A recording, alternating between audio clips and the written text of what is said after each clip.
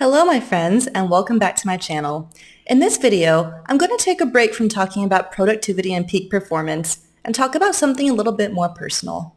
Over the last few years, I've been pretty fortunate to become successful in my career and travel extensively, both professionally within the United States and internationally for personal tourism.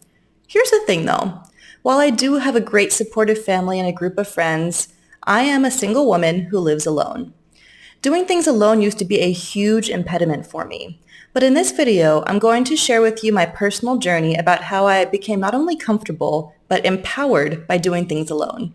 I'm Sara Stilleke. I'm a scientist, and my channel is all about helping you level up to your peak performance. Have you ever skipped an adventure or opportunity because you had no one to go with? I have. While I've lived happily by myself for 7 years now, there were always some activities that felt more comfortable to do with another person. Take brunch, for example.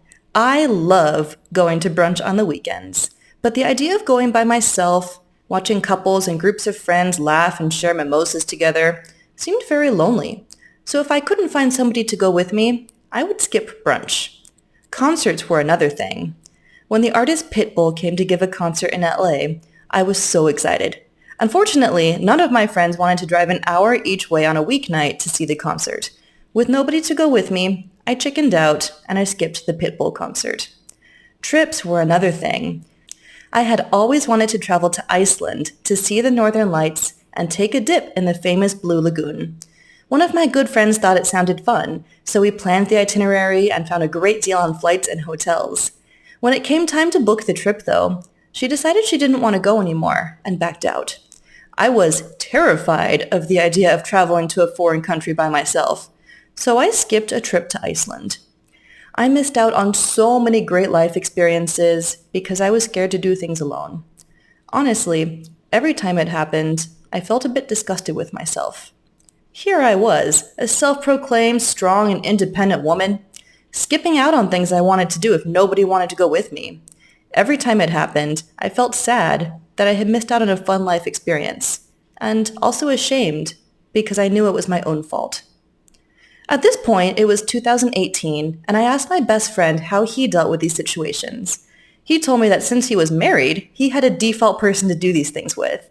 Well, that wasn't going to work for me, since I wasn't even dating anyone at the time. And getting married just to have somebody to do stuff with doesn't seem like a great motivation to get married. He then made a suggestion that changed my life. Why don't you try starting small? Like, try taking yourself out to lunch. I thought, lunch. I guess that's a good place to start. After all, lunch is a very low-stakes meal. Lunch doesn't have the social expectations of dinner, and lots of people grab lunch on their own during the workday. Hesitant but determined, I found a cool new vegan sushi restaurant I've been wanting to try, and I took myself out to lunch. It was weird at first.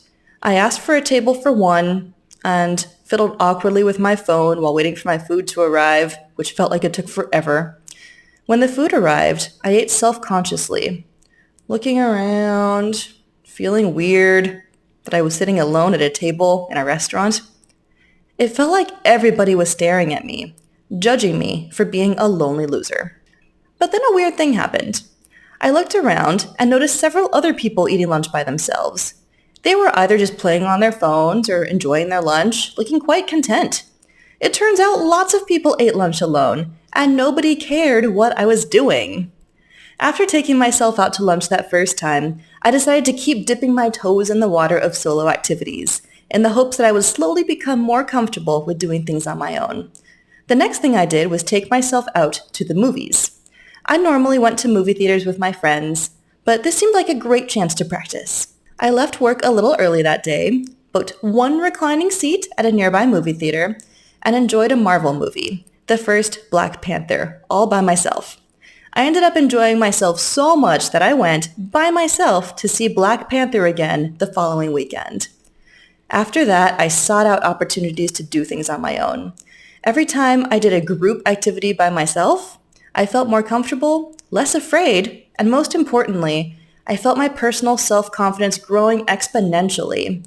I no longer feel self-conscious doing things alone, and I can finally say with confidence that I am a strong, independent woman. It just took some practice. In the fall of 2019, about a year and a half after taking myself out to lunch for the first time, I finally booked that solo trip to Iceland. Boarding the plane all by myself to explore a new country halfway across the world was terrifying. But once I conquered that fear, I realized I could do anything. I've now traveled to 22 countries, 12 of which have been by myself.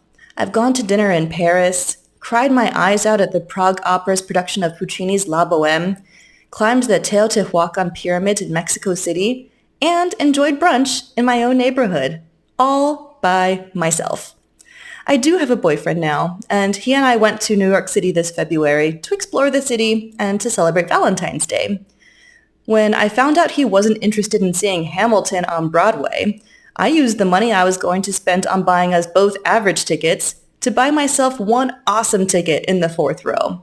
I enjoyed myself seeing Hamilton up close, and he enjoyed not having to see Hamilton.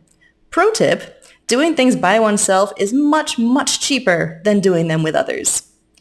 I do still value and enjoy spending time and doing things with my friends and family, but there is a freedom that comes with not being reliant on them to live my life. Weirdly, since I have started doing group activities on my own, women often come up to me to ask for advice on how they can start doing more things solo. This is always unexpected, but makes me realize I'm not alone in striving to overcome the fear of doing things alone. I'm happy to have a conversation and share my fears and the things I've learned, and I always offer them the same piece of advice that changed my life. Take yourself out to lunch. I'm curious to hear from all of you how you feel about doing things alone and how you got started with the habit. Let me know in the comments, and together maybe we can help other single women and men conquer the fear of doing things alone. Thanks for watching, and I'll see you in the next video.